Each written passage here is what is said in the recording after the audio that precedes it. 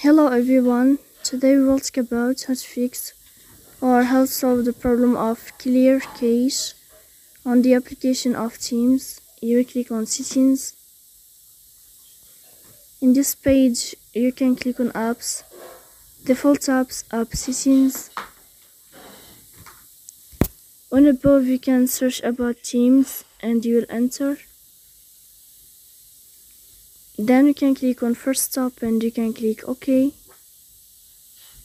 Here we'll enter to the window of storage. Then you can click clear cache. Don't click clear data because that can delete your account.